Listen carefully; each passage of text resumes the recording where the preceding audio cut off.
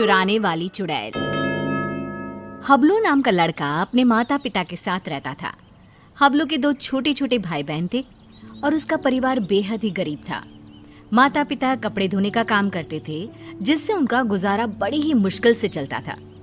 कुछ दिनों से हबलू के माता पिता की तबीयत खराब होने की वजह से उसे ही नदी पर जाकर कपड़े धोने पड़ते थे। एक दिन की बात है, हबलू नदी के किनारे बैठकर कपड़े धो रहा था। ये जिंदगी भी कोई जिंदगी है, लोगों के कपड़े धोना। अगर कपड़े अच्छे से ना धुले तो लोग कितना सुनाते हैं और ऊपर से उल्टा पैसे भी नहीं देते। कपड़े धोने की वजह से नदी का पानी गंदा हो जाता है। उसी नदी में एक चुड़ैल रह रही होती है। जब वो नदी का पानी गंदा देखती है तो गुस्से से पागल हो जाती है। कौन है जो मेरे रहने की जगह को गंदा कर रहा है? अभी जाकर बताती हूँ उसे। हबलू नदी में कपड़े धोकर उन्हें वहीं पेड़ से बंधी रस्सी पर सूखने के लिए डाल देता है और वहीं पेड़ के नीचे कपड़े सूखने तक उनका इंतजार करने लगता है। हबलू को पता ही नहीं चलता कि बैठे बैठे कब उसकी आंख लग गई और कुछ ही देर में चुड़ैल भी नदी से निकलकर आ जाती है। कौन है जिसने मेरे रहने की जगह को गंदा किया है? तभी चुड़ैल की नजर रस्सी पर सूख रहे कपड़ों पर पड़ती है। अरे वाह, ये कपड़े तो बड़े ही सुंदर सुंदर है और ये साड़ी कितनी खूबसूरत लग रही है। तभी चुड़ैल अपने पहने हुए कपड़े देखती है। मेरे कपड़े कितने गंदे हैं, हम लोगों को तो अच्छे कपड़े पहनना नसीब में ही नहीं होता। तभी चुड़ैल कपड़े देखकर सोचने लगती है, क्यों ना इनमें से एक कपड़ा चुरा कर मैं पहन लूं, कौन सा इस लड़के को पता चलेगा। चुड़ैल जल्दी से रस्सी से एक साड़ी उतारती है और नदी में ले जाकर पहन कर देखती है।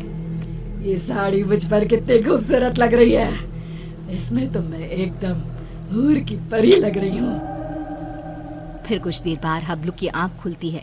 उसे पता नहीं चलता कि कब शाम हो गई। अरे शाम हो गई, समय का पता ही नहीं चला। अब जल्दी से कपड़े उतार कर घर चलता हूँ, नहीं तो रात हो जाएगी। हबलू रस्सी से कपड़े उतार कर घर चला जाता है और घर जाकर कपड़ों की गिनती करके उन्हें एक गठरी में बांधने लगता है। 1 2 3 और ये 5 और ये 9, ये कैसे हो सकता है? मैंने तो 10 जोड़े कपड़े धोए थे, इनमें तो एक कम है। दोबारा गिनता हूँ, कहीं मुझसे कपड़े गिनने में भूल ना हो गई हो। हबलू एक एक करके दोबारा कपड़े गिनने लगता है, पर इस बार भी कपड़े 10 जोड़े की जगह 9 जोड़े थे। कपड़े कम होने की वजह से वो परेशान था। ये सब सोचते सोचते उसे कब नींद आ जाती है पता ही नहीं चलता। अगली सुबह हबलू फिर से कपड़े लेकर नदी पर धोने के लिए चला जाता है और जैसे ही वो कपड़े धोने लगता है, नदी का पानी कपड़े धोने की वजह से फिर से गंदा होता है। ये देखकर नदी में रह रही चुड़ैल आग बबूला हो जाती है। ये लोग मुझे चैन से रहने भी नहीं देते। आज फिर ये लड़का कपड़े धोकर मेरी रहने की जगह गंदा कर रहा है। आज मैं ऐसा सबक सिखाऊंगी कि ये कपड़े यहाँ धोना ही भूल जाएगा। हबलू के कपड़े धोने के बाद वो उन्हें पेड़ से बंधी रस्सी पर सूखने के लिए डाल देता है। जब तक ये कपड़े सूख रहे हैं, मैं यहीं पेड़ के नीचे कुछ देर आराम कर लेता हूँ। हबलू वहीं पेड़ के नीचे एक कपड़ा बिछाकर लेट जाता है। ठंडी ठंडी हवा चल रही थी तो लेटते ही उसे नींद आ जाती है और पता ही नहीं चलता कि कब उसकी आंख लग जाती है। कुछ देर बाद चुड़ैल भी नदी से निकलकर बाहर आ जाती है। आज मैं उसे छोड़ूंगी नहीं। मेरे रहने की जगह गंदी करके खुद चैन की नींद सो रहा है। आज तो मैं उसे मार ही डालूंगी। चुड़ैल हबलू को मारने के लिए आगे बढ़ती है तो रस्सी पर सूख रहे कपड़े देखकर रुक जाती है। अरे वाह, आज भी सुंदर सुंदर कपड़े सूख रहे हैं। चुड़ैल रस्सी से एक अच्छी सी साड़ी उतारती है, नदी में ले जाती है और पहनकर देखने लगती है। ये साड़ी तो मुझ पर कैसे भी ज्यादा सुंदर लग रही है। वो चुड़ैल साड़ी पहनकर नाचने लगती है।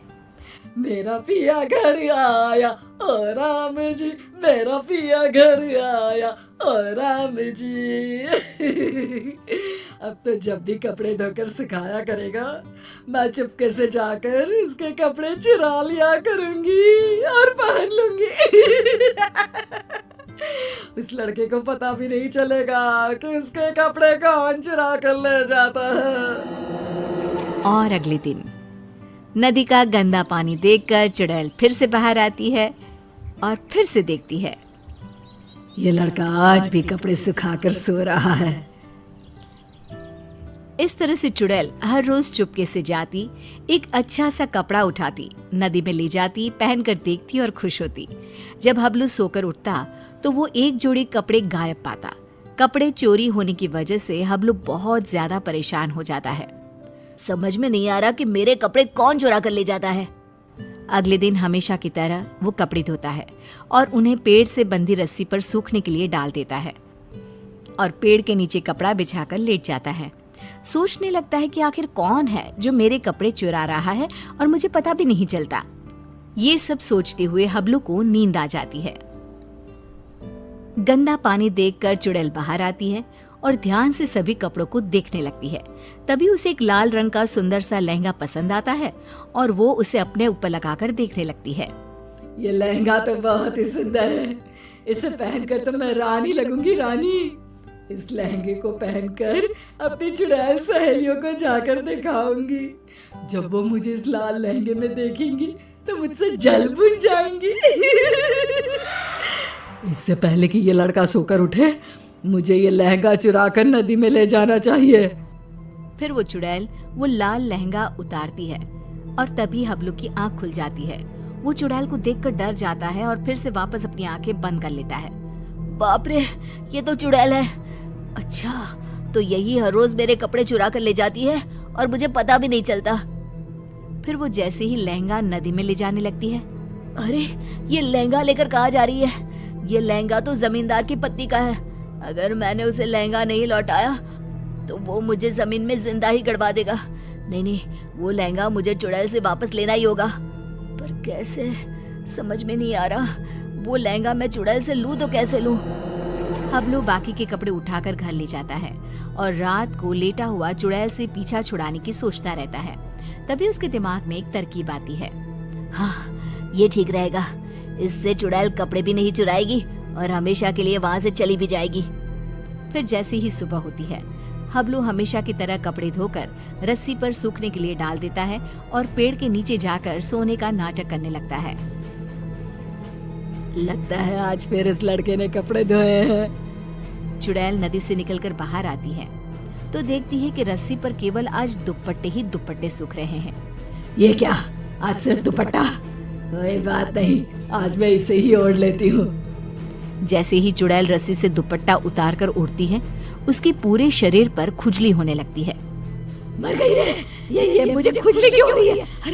अरे कोई तो कुछ तो करो। हबलू आंखें बंद करके सब कुछ देख रहा होता है। अब आएगा मजा। बड़ा रोज कपड़े चोरी करके पहनती थी, अब पहन कर देख कपड़े। आज इस चुड़ैल को पता चलेगा कपड़े चोरी करके पहनने का नतीजा।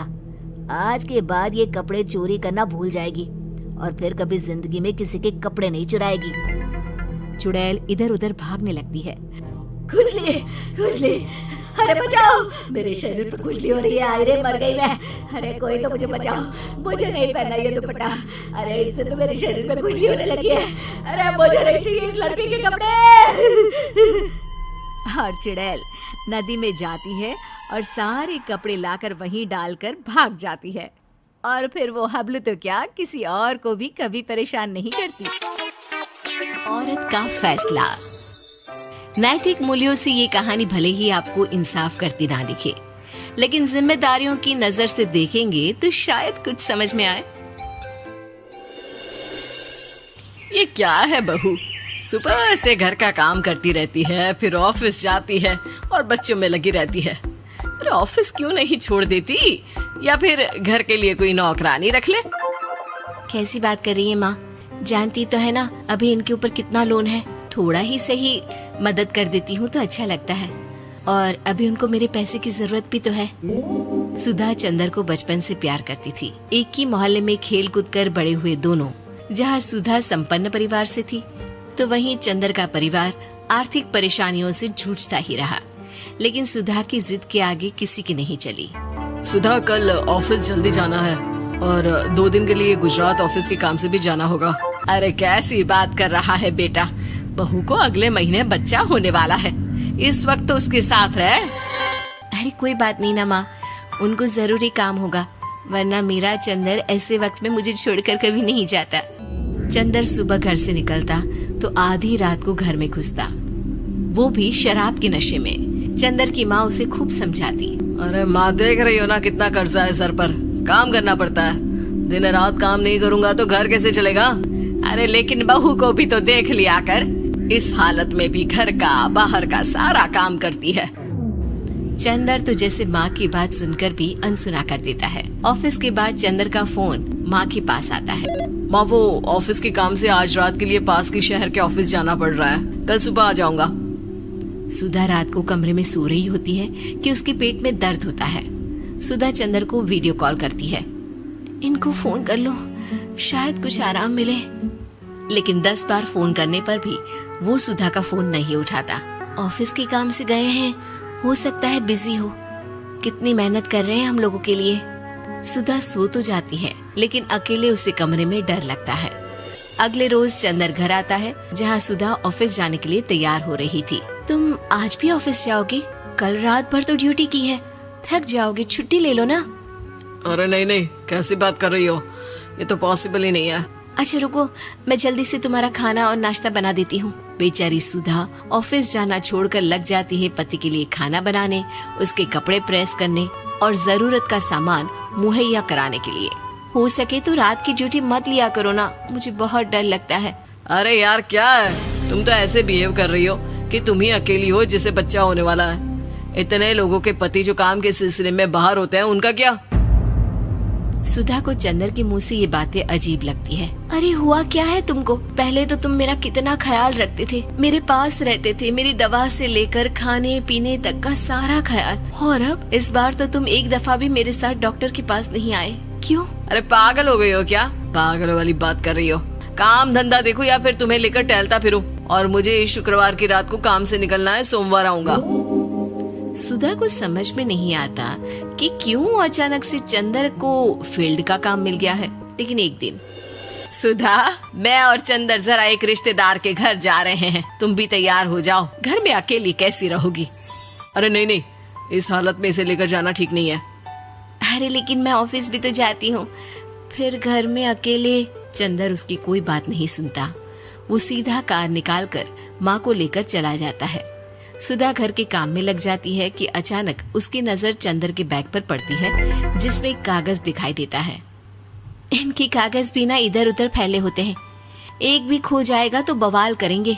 लेकिन जैसे ही सुधा वो कागज खोलकर देखती है तो वो सदमे में आ जाती है। दरअसल वो कागज नहीं, बल्कि चंदर और उसके ऑफिस में काम करने वाली लड़की चांदनी की गोवा की टिकट होती है। सुधा चंदर के बैग को खोलकर देखती है तो उसे होटल के बिल से लेकर महंगे गिफ्ट्स और दूसरे शहरों के टिकट मिलते हैं। सुधा को समझते देर नहीं लगती कि उसका पति किसी और लड़की के साथ है। चंदर के आने पर सुधा उससे बात करती है।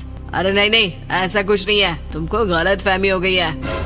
लेकिन जब सुधा के सवाल तीखे हो जाते हैं तो चंदर को अपनी गलती माननी पड़ती है और वो सुधा से माफी मांग लेता है। सुधा फैसला कर लेती है कि वो चंदर को छोड़ देगी। बच्चे और सामान को लेकर वो घर से निकल ही रही होती है कि सास उसे रोकती है।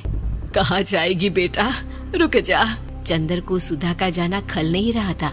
वो झूठे मुंह भी उसे रोकने की कोशिश ही नहीं कर रहा था। सुधा चंदर को देखती है और मायके चली जाती है।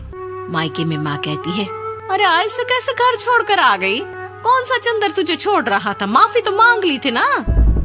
देखो बेटा, बेटी डोली में जाती है और अर्थी में ही निकलती है। पर पापा, मेरा आत्मसम्मान, उसका क्या?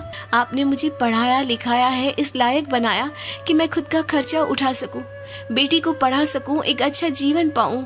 अरे लेकिन पति की जरूरत तो होती है ना सुधा दीदी, और अगर आपको नहीं है तो इस बच्ची का सोचो जो अपने पिता से इस कदर जुड़ी है। आने वाले बच्चे की सोचो जिसके आने से पहले ही आपने पिता का प्यार से दूर करने की सोच ली। सुधा फोन देखती है लेकिन चंदर का कोई कॉल नहीं होता। वो समझ नहीं पाती कि अपने आत्मसम्मान के बारे में सोचे या बच्चों के बारे में। मम्मी, हम नाना नानी के घर से दादी और पापा के पास कब जाएंगे? नहीं जाएंगे बेटा, अब यहीं रहेंगे। नहीं मम्मी, मैं पापा के पास जाऊंगी, मुझे दादी के साथ रहना है। और मेरे साथ? हाँ, आपके साथ भी तो, सबके साथ माँ। देखो सुधा दीदी, आपके सर पर पिता का साया होना जरूरी होता है। अपने घमंड के लिए पिता और बेटी को अलग मत करो। सुधा अब सामान उठाकर अपने ससुराल जाने लगती है, लेकिन मन में सवाल रह जाता है कि जिसे दुनिया घमंड समझ रही है वो उसका आत्मसम्मान था।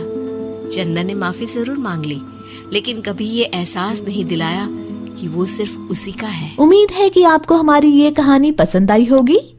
कृपया हमारे चैनल को सब्सक्राइब करें और सभी अपडेट्स के लिए बेल आइकन जरूर क्लिक करें। और हाँ, वीडियो लाइक और शेयर करना मत भूलिएगा। Bye bye.